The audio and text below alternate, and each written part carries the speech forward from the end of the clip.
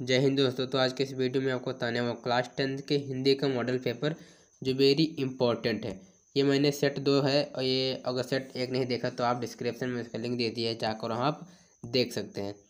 ठीक है, तो वीडियो को शुरू करने से पहले एक छोटी सी रिक्वेस्ट है कि आपने मेरे चैनल को सब्सक्राइब नहीं किया है तो प्लीज़ कर लीजिए और वीडियो को तुरंत लाइक कर दीजिए और वीडियो को काफ़ी से ज़्यादा शेयर कीजिए और अपने दोस्तों को भी शेयर कीजिए ताकि वो भी इस वीडियो का लाभ ले सके। ठीक है, तो वीडियो को शुरू करते हैं। तो हमारा फर्स्ट क्वेश्चन है हमारा, प्रेमचंद एक महाकवि के रूप में प्रसिद्ध हैं। तो दोस्तों प्रेमचंद जी एक उपन्यासकार हैं, तो ये इसका राइट आंसर उपन्यासकार है। ठीक है, तो ये हमारा गलत हो जाएगा। फिर नेक्स्ट हमारा, ध्रुव सामने जयशंकर प्रसाद की कहानी है। तो दोस्तों ध्रुव सामने प्रसाद की कहानी नहीं बल्कि नाटक है। क्या है? नाटक है। ये भी क्या हो गया? गलत। फिर है नेक्स्ट, गुनाहों को देता उपन्यास के लेखक डॉक्टर धर्मवीर भारती हैं, तो इसका राइट आंसर सही होगा। ठीक है, फिर अगला, मित्रता आचार्य राम शुक्ल का प्रसिद्ध कहानी है। तो ठीक, ये दोस्तों निबंध है मित्रता, तो ये भी क्या होगी? गलत होगी। तो हमारा तीसरा सही होगा। ठीक है, फिर अगला है, निम्नलिखित में से किसी एक कृति के लेखक का नाम। दोस्तों 4 दिए, इसमें से एक लिखना होगा, तो मैं सब बता देता हूँ। फिर पहला हमारा है हिमालय की पुकार। तो हिमालय की पुकार दोस्तों हैं जयप्रकाश भारती। क्या है दोस्तों? जयप्रकाश भारती। फिर गेहूं और गुलाब, तो गेहूं और गुलाब दोस्तों है रामवृक्ष बैनीपुरी। क्या है दोस्तों? रामवृक्ष बैनीपुरी। मेरी असफलताएं, तो इसके हैं दोस्तों गुलाब राय, बाबू गुलाब राय। ठीक है, फिर अर्धनारीश्वर, तो अर्धनारीश्वर दोस्तों हैं रामधारी सिंह दिनकर। दोस्तों ये कौन सी विधा है? तो ये अर्धनारीश्वर ये निबंध विधा है, बेस्ट मोस्ट इम्पोर्टेंट है। फिर अगला है, अपनी खबर किसकी रचना है। दोस्तों फर्स्ट हमारा आचार्य चतुर्थ शास्त्री, हजारी प्रसाद द्विवेदी, रामचंद्र शुक्ल, महादेव वर्मा। दोस्तों बस तो देखा जाए तो पांडे बैजन शर्मा है। ठीक है, और फिर पता नहीं, फिर इसमें से 4 ऑप्शन, इसका राइट आंसर हो जाएगा हमारा पांडे बैजन शर्मा उग्र। ठीक है, लेकिन इसमें ऑप्शन नहीं दिया है पांडे बैजन शर्मा। फिर अगला है, भाषा योग वशिष्ठ के लेखक। तो भाषा योग वशिष्ठ के लेखक हमारा हो जाएगा राम प्रसाद निरंजनी। ठीक है, फर्स्ट आंसर हो जाएगा हमारा। फिर है बाल बोधनी पत्रिका के संपादक का नाम। तो बाल बोधनी पत्रिका के संपादक दोस्तों हैं भारतेंदु हरिश्चंद्र। ठीक है, भारतेंदु हरिश्चंद्र। रीतकाल के 2 प्रमुख कवियों के नाम। दोस्तों तो रीतकाल के 2 प्रमुख कवि हैं हमारे केशव भूषण यानी और मतीराम बिहारी पद्माकर, ये हमारे रीतकाल के प्रमुख कवि हैं। ठीक है, पहला तो आप लिख दीजिए केशव। क्या दोस्तों? केशव। दूसरा आप लिख दीजिए भूषण। तीसरा आप लिख दीजिए मतीराम। इसे आप नोट डाउन भी करते रहिए, 99% आएगा 2022 के बोर्ड में। ठीक है, फिर नेक्स्ट लिख दीजिए आप पद्माकर। ठीक है, पद्माकर लिख दीजिए। फिर हिंदी के 2 महाकाव्यों के नाम। तो पहले लिख दीजिए आप चंद्रबरदाई। फिर लिख दीजिए आप चंद्रिका।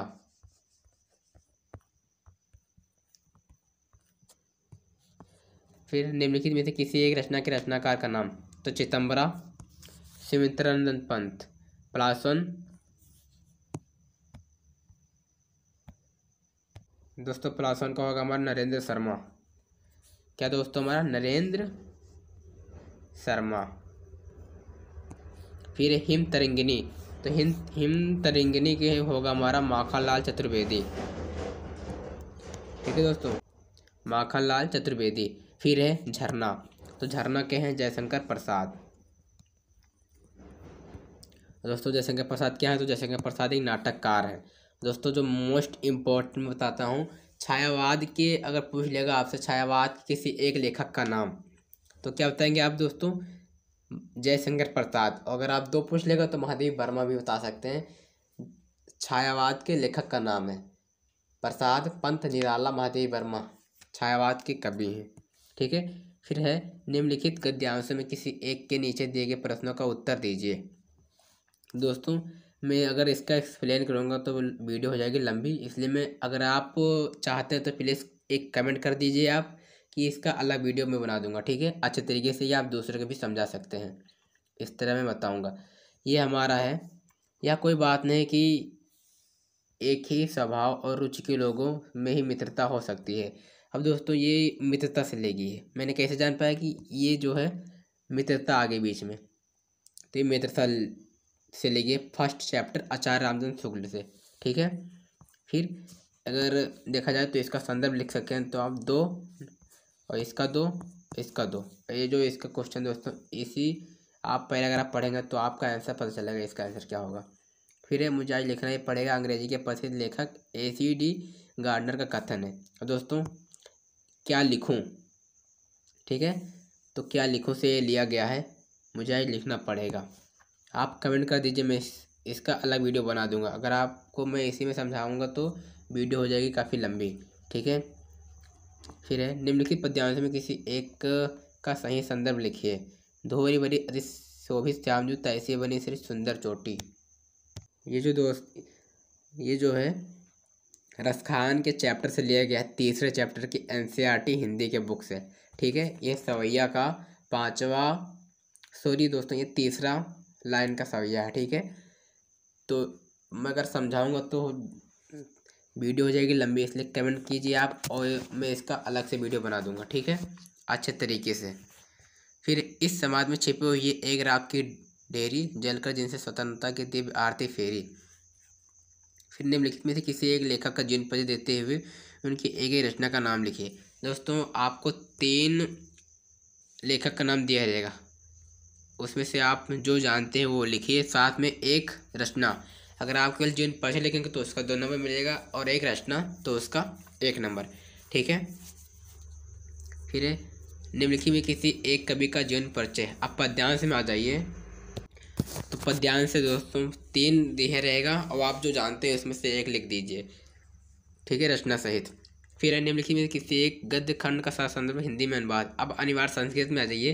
अस्वीकृता समय, ये ग्रामीण प्रबुद्धो ग्रामीण से लिया गया है, चौथे चैप्टर से। ठीक है। अगर आप इसे नहीं कर सकते, इसे नहीं तो आप इसे कर दीजिए। 7 परसोत्तम मित्रम भार्य मित्रम गृह सता ये। और अपनी पाठ पुस्तक से कंठस्थ किया हुआ कोई श्लोक जो आपको 2 नंबर मिलेगा। इसमें आप 2 याद कर लीजिए, उसमें से एक आ जाएगा तो एक लिख सकते हैं। फिर निम्नलिखित प्रश्न में से किसी किन्हीं 2 प्रश्नों का उत्तर संस्कृत में लिखिए। तो इसको 4 दिया रहेगा, इसमें से आपको 2 करना होगा जो आपको आता है। ठीक है। फिर निम्नलिखित पंक्ति में इसे प्रयुक्त रस को पहचान कर लिखिए और उसका स्थायी भाव भी बताइए। अब दोस्तों ये आपको दिया रहेगा, इसमें से आपको रस बताना होगा, फिर उसी रस का अस्थायी भाव। अगर आप इसे नहीं जानते हैं तो आप इसे कर दीजिए। हास्य रस की परिभाषा और उसका उदाहरण भी। ठीक है, आपको 2 नंबर इसमें मिल जाएगा। फिर है उत्प्रेक्षा अथवा उपमा अलंकार की परिभाषा एवं उदाहरण सहित। उत्प्रेक्षा लिखिए या उपमा, साथ साथ में उदाहरण। ठीक है। निम्नलिखित में से प्रयुक्त छंद को बताया उनके उसके लक्षण। दोस्तों इसका छंद बताना है और साथ साथ में उसका लक्षण। और आप अगर इसे नहीं कर सकते तो आप इसे कर दीजिए, 2 छंद का लक्षण और उदाहरण सहित एक उदाहरण भी। फिर निम्नलिखित उपसर्ग में किन्हीं 3 के मेल से एक शब्द बनाइए। दोस्तों आपको 6 दिया रहेगा, आपको 3 करना है जो आपको 1 नंबर इसमें से मिलेगा। तो हमारा है पहला प्रा। तो प्रा से प्रभाव, प्रबल, प्रमुख, प्रहार। ठीक है। प्रा से होगा हमारा प्रभाव, फिर प्रबल, फिर प्रमुख। ठीक है। फिर हमारा हो जाएगा प्रहार, फिर है हमारा अनु। अनु से हमारा हो जाएगा अनुपस्थित। ठीक है। अनु से क्या हो जाएगा हमारा अनुपस्थित। फिर अनुराग, क्या दोस्तों अनु से हो जाएगा हमारा अनुराग। आप दोस्तों आपको केवल एक ही लिखना पड़ेगा, लेकिन मैं एक के साथ साथ 2-3 बताते चलूँगा। फिर अनु से लिख दीजिए आप अनुरूप, ठीक है दोस्तों, अनुरूप। फिर अगर लिखना है ऐसे भी लिख सकते हैं, अनुभूत, अनुगण, मुंचन, जो भी आप, लेकिन सेंटेंस सही हो, ठीक है। फिर अन, तो दोस्तों अन से हो जाएगा अनजान, आप लिख दीजिए क्या अनजान। फिर अनमोल, अनसुना। फिर है बी, तो बी से आप क्या लिखोगे, बी से लिख दीजिए विराग, ठीक है, बी से विराग। फिर बी से विकार, विकास, विज्ञान, वियोग, विभाग, आप जो भी लिख दीजिए लेकिन सेंटेंस सही हो। फिर है बाद, इसे छोड़िए, प्रति हो जाएगा, तो हमारा प्रति से हो जाएगा प्रतिकूल, प्रतिरूप, प्रतिध्वनि। क्या दोस्तों प्रतिकूल, प्रतिध्वनि, ठीक है। फिर निम्नलिखित किन्हीं दो प्रत्ययों का प्रयोग करके एक एक शब्द बनाइए। हट, तो पहला आप लिख दीजिए गड़बड़ाहट, गर्माहट, घबराहट, जगमगाहट। फिर पन, पन से हो जाएगा बचपन, लड़कपन, टेढ़ापन। फिर तो, महत्व, कवित्व, ममत्व, ठीक है। फिर नेक्स्ट हमारा निम्नलिखित में से किन्हीं दो के समास विग्रह किया जाए, समास का नाम। तो दोस्तों पीताम्बर, पीला है अंबर, अंबर माने होता है दोस्तों वस्त्र, यानी वस्त्र, पीला है वस्त्र, यानी भगवान श्री कृष्ण,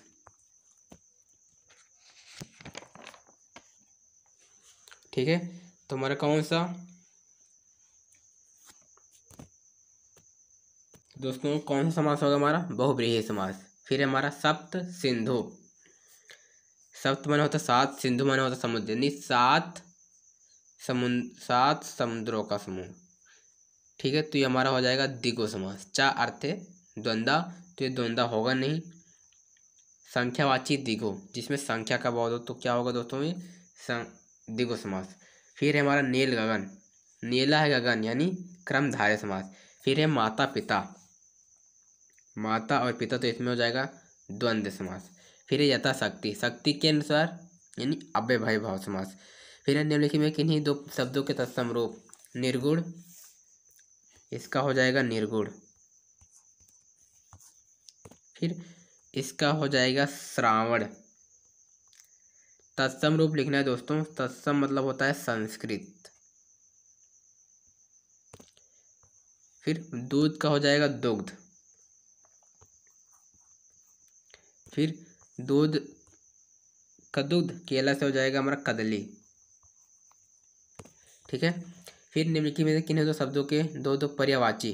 फिर आतिथ्य, आतिथ्य का पर्यायवाची लिखना है, तो आप लिख दीजिए मेहमान,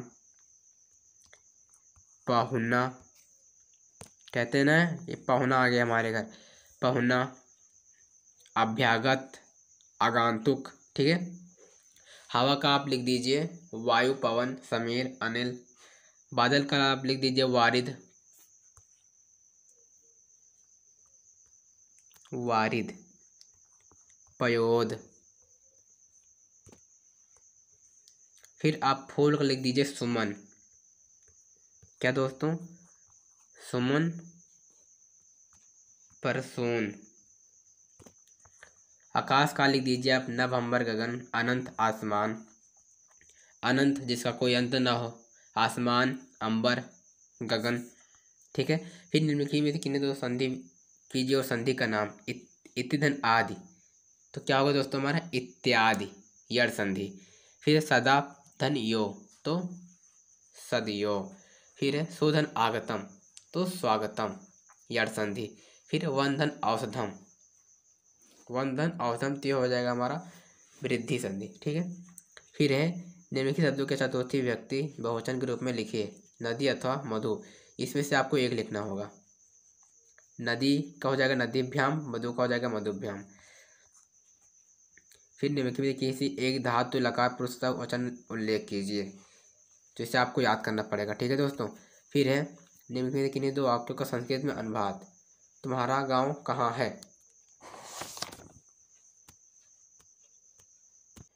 तुम्हारा गांव कहाँ है? त्वं गृहं कुत्र असि? सूर्य पूरब से निकलता है, सूर्य पूर्व दिशायाम उदयति। ठीक है। फिर निम्नलिखित विषयों में से किसी एक विषय पर निबंध लिखना है दोस्तों। आपको मिलेगा 6 नंबर।